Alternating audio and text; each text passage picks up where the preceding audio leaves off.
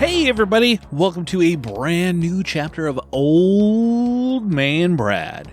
Whether you are new to the show or returning for another chapter, thank you so much for giving this little horror podcast a listen. And if you love the show, drop me a review over on your favorite podcast app. I would love to hear what you think of the show.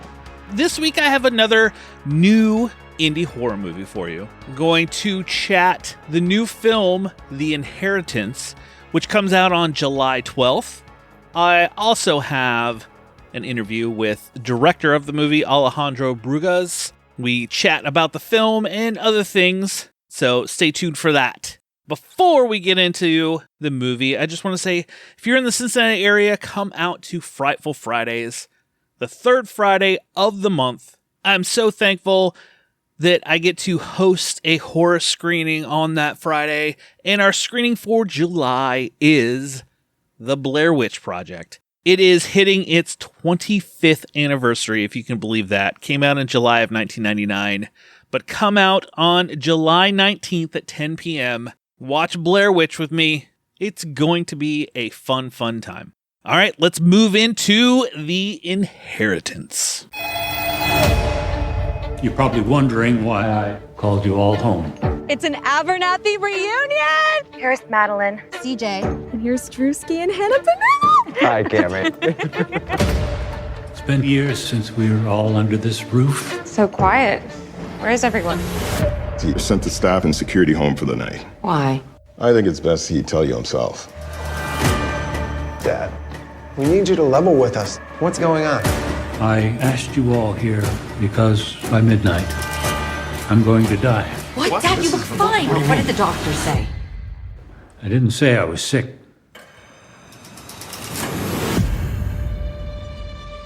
This whole thing is insane. You really think your dad's just making all this up?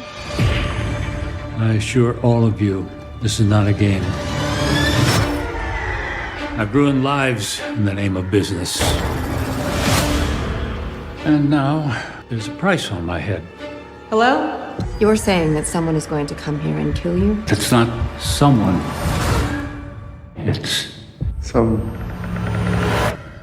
thing. A billionaire on the eve of his 75th birthday invites his estranged children back home out of fear that tonight someone or something is going to kill him. He puts each of their inheritances on the line to make sure they'll help. Like I said, this is directed by Alejandro Brugués. It is written by Chris Lamont and Joe Russo, not that Joe Russo, and stars Rachel Nichols, Peyton List, Bob Gunton, Brianna Middleton, Austin Stowell, and many more. And I'm just going to give just some quick non-spoilery thoughts, and then we'll jump into my interview with Alejandro and let him kind of speak for the movie a little. This is it kind of feels a little bit of a mesh of Knives Out with Ready or Not in a way.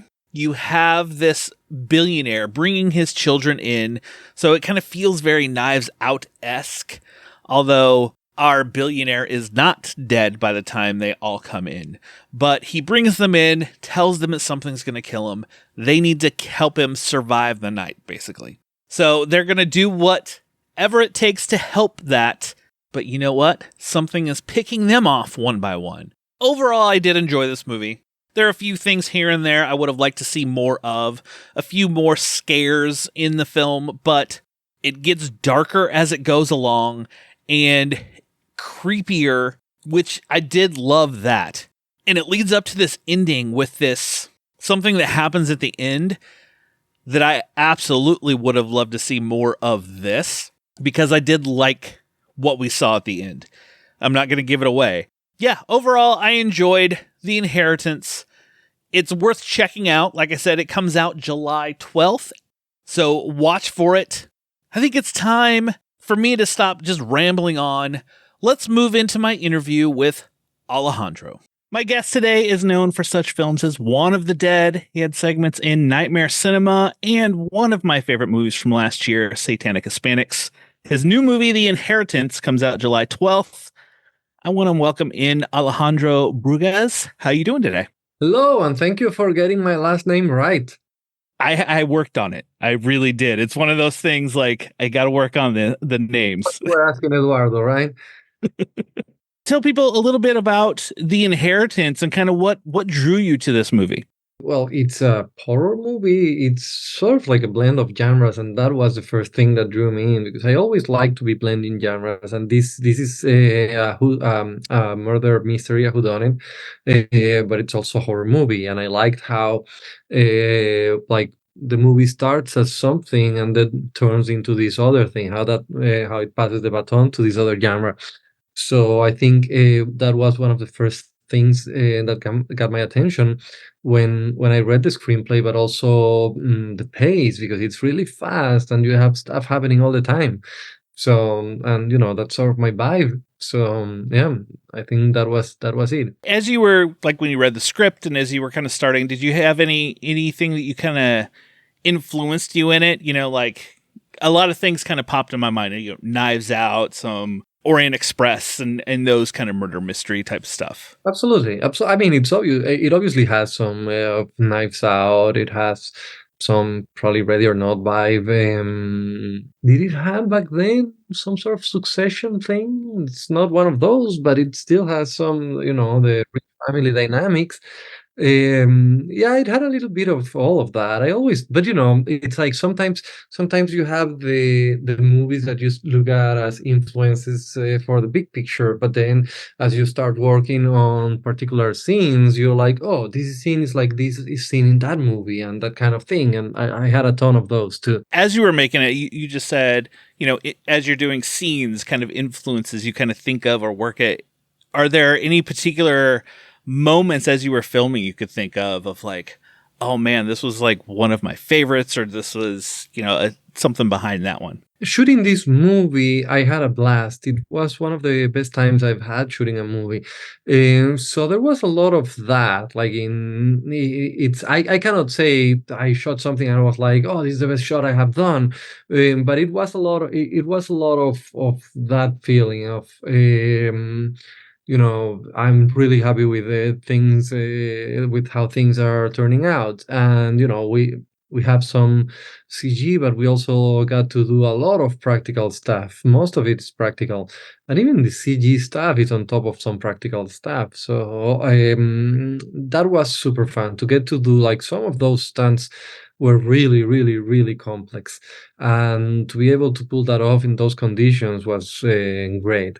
I don't know. I had a blast making the whole thing. Do you love working in practical effects, doing that type of stuff? Yes. I mean, I'm not a purist. I think CGI is a great tool, and it's fine to use it whenever you can. But it's always better to do things practically because it's the physics. It's actually there. So yeah, we got to do a lot of practical stuff that was super complicated. And it was super complicated, like for many reasons. Sometimes it's safety, sometimes it's just like the locations force you to do it like that. But you have seen the movie, like the swimming pool scene, that was practical and that was really hard. The stairways scene, that was practical and that was super hard. That was very like props to the stunt team. They were like real heroes there because of the characteristics of the house where we were shooting. We couldn't even touch the walls or anything or any wood, and everything had to be like super clean. And they figure out a way of doing that. So yeah, I usually prefer practical. We were talking just about the house and some restrictions that you had. Were there any other challenges that you faced while you were making the movie? I mean, we were shooting. It was still one of those COVID shoots, so everything was really challenging, under those conditions. But on top, and partly like we had to shoot only 10 hours a day, so it had to move fast. So I had to come with everything super planned, very carefully planned, because we had to move really fast. I think the locations were the biggest challenge because it was so many hallways and staircases and all that, and everyone was going crazy. And the only one I think that had everything clear was me. So sometimes even my AD was like, "What hallway is this?" And I was like, "That one." And it's usually the little things, it's the stuff that would seem very boring, and that would actually that was really complicated. But that's always like that with movies, it's the tiny things that you can't imagine. Like there's some one moment in the movie in a hallway, it's in the trailer, but we only had that hallway and we had to turn it into 3 hallways. And every time you have to do something like that, it's a nightmare, because it's like, okay, if this character is standing here and looking that way, where does the camera go? It's like, it's just a mess. It's very boring stuff, but really hard to figure out sometimes. And about how long was the shoot? How many days did you guys shoot on this? 23, I think. Okay. You have Rachel Nichol, Peyton List, Bob Gutton, who many people will know him. How was it working with these actors on the film? Oh, the cast was fantastic. They were like really great. Everyone was lovely. Everyone always came super prepared. Everyone was game for everything. Like even like in doing some of their stunts. Like I remember Rachel. Like at some point we wanted to do something and we were gonna use a stunt double, and she was like, "No. Why am I gonna miss the fun?" And she was down for it, and she did, and it was fantastic. And I don't know, it was we always had a lot of fun. And then we also had Brianna Middleton, the protagonist. She's so good. She's fantastic. And we were just having a great time. Everyone was super fun to work with. It's one of those casts that always makes you happy to go to work. No matter what I tried to do, like they were all always game and having fun. Was there any, because we don't want to give anything away, because I want people to see this movie. Obviously, there are some surprises along the way. Were there any scenes that you came in and said, you know what, let's try it this way, and the actors were like, I don't know, sure, why not? No, it's actually the opposite. I usually come very prepared, and I'm like, okay, when we blog, I'm like, okay, so this is what we do. The characters come this way, and then you stop here, and then we're gonna have A camera here and B camera here, and you stop here, and this becomes your close up, and then you turn, and it becomes over the shoulder to this other character. That kind of stuff. I have everything figured out perfectly, because we also have to move fast. But some days we would have a little bit more time, and I was like, okay, we have time. I know what I have in mind for this scene, but what do you guys want to do? And the actors would go over the scene. I was like, okay, I like what you're doing. Let's stick to your version of the scene.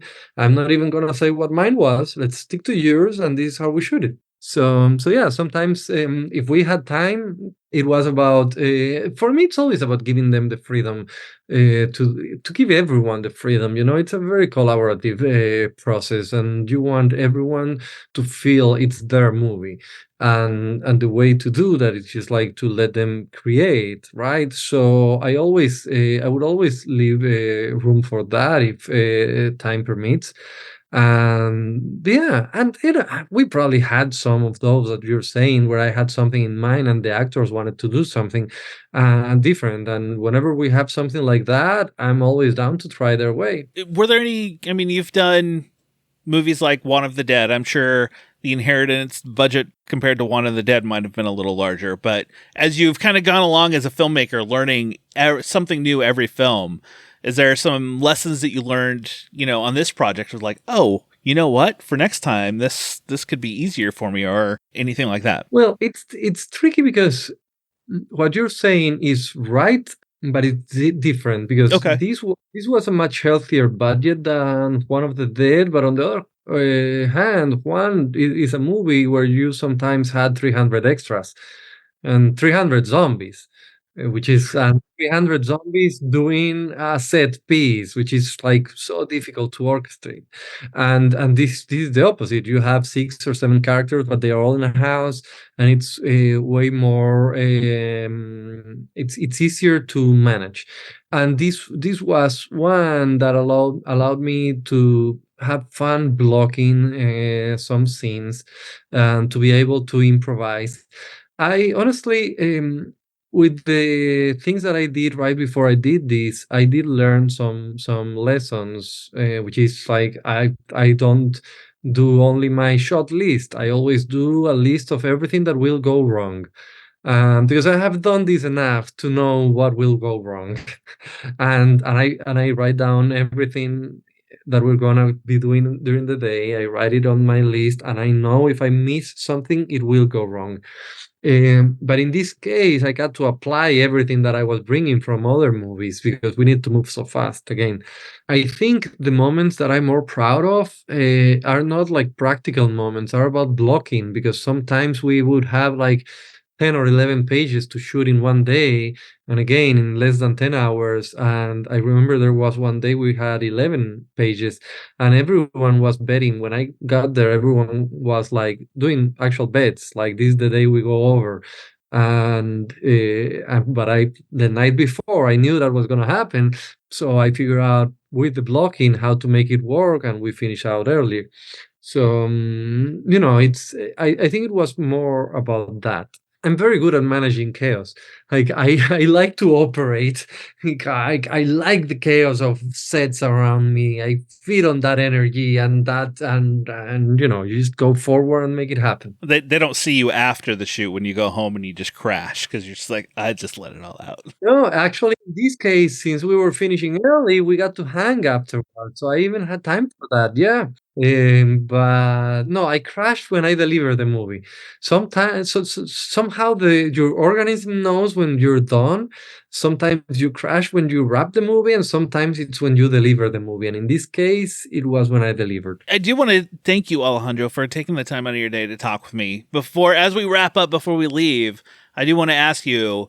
You're known for many horror movies. Obviously, you're a fan of horror. What are some of your favorites? Oh, The Thing, Evil Dead 2, Jaws, that kind of classic, more recent stuff. You know which one I love? That's from last year, When Evil Lurks. That's a good one. That's a fantastic horror movie, and I'm very proud that we got Demian to be in Satanic Hispanics. I'm also proud of his segment in Satanic.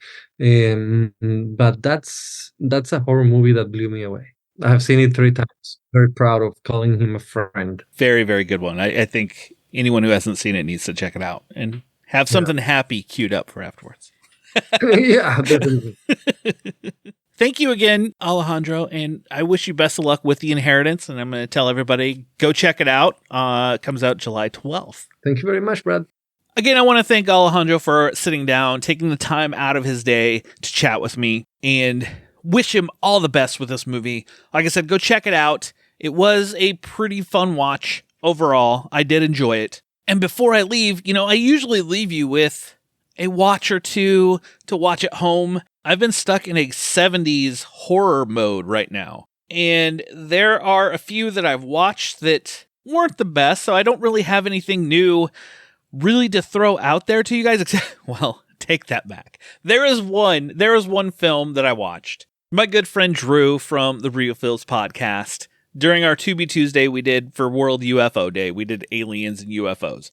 And there was one movie that he threw at me to check out called The Alien Factor from 1978. So it hit that alien horror that I wanted, and it fit with the 2B Tuesday theme. All I can say, guys, really is this movie, you have to watch it to believe what happens.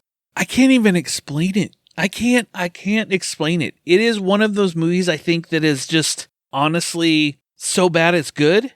But also, you have to watch this with a group of people. It is a necessity. I watched this alone going, wow, I wished I had other people to watch this with. It needs to be viewed by people. This movie is directed by Don Dohler, who also did a film in the 80s called Night Beast. But yes, The Alien Factor, go check it out. It's on Tubi, like I said.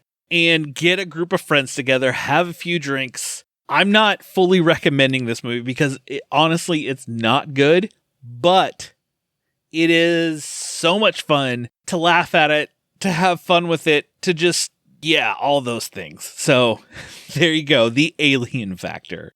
Well, that will do it for another chapter of Old Man Brad.